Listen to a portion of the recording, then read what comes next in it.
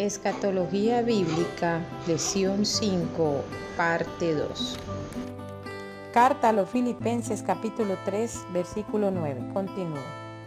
Y ser hallado en él, no teniendo mi propia justicia, que es por la ley, sino la que es por la fe de Cristo. La justicia que es de Dios por parte de la fe. Carta a los Romanos capítulo 5, versículo 9. Pues mucho más, estando ya justificados en su sangre, por él seremos salvos de la ira. Nuestra vida eterna en el reino venidero de Dios requiere de una profunda fe en Cristo y la aceptación que murió por nuestros pecados y que el Espíritu Santo lo levantó de entre los muertos para perdón y justificación en él y por él. Entendamos la diferencia entre el perdón y la justificación. El perdón es la eliminación de la pena o condenación causada por nuestros pecados. La justificación es la eliminación de la acusación de la culpa. Esto indica que al infringir la ley de Dios se comete pecado y esto ocasiona una pena o condenación. Pero en Cristo se produce el perdón de pecados y la justificación del mismo. Romanos capítulo 3, versículo del 25 al 26.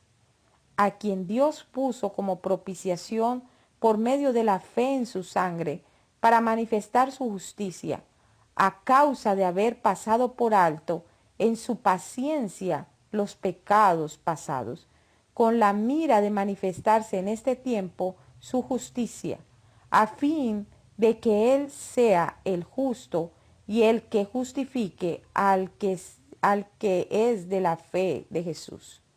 La justificación, aún hacer toda clase de buenas obras de la ley, no va a justificar a nadie.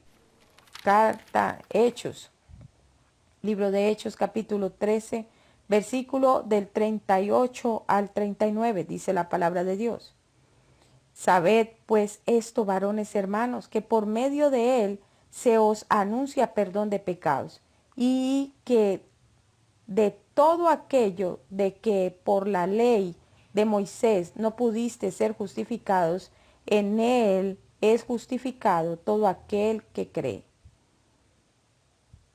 Cristo satisface plenamente las demandas de la ley, cumpliendo un total de 613 mandamientos, que exigía muerte y condenación para el hombre, dividido de la siguiente forma: la ley de Dios, 10 mandamientos, y la ley ceremonial o ley de Moisés, 603 mandamientos.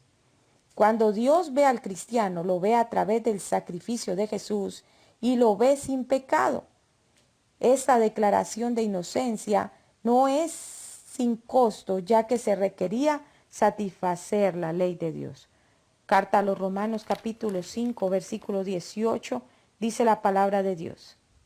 Así que, como por la transgresión de uno vino la condenación a todos los hombres, de la misma manera por la justificación de uno vino a todos los hombres la justificación de la vida.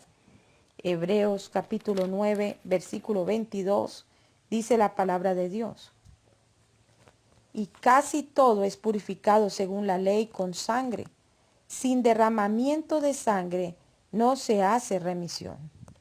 En la justificación, la justicia de Dios cayó sobre Jesús, ya que se hizo pecado a causa de nuestras transgresiones.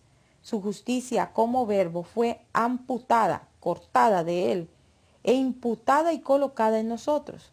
Esto indica que se hizo el injusto en la vida de Jesús para que nosotros fuéramos justos.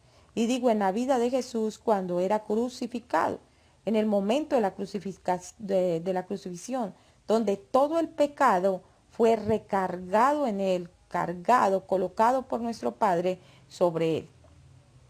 Profeta Isaías capítulo 53, versículo 12, dice la palabra de Dios.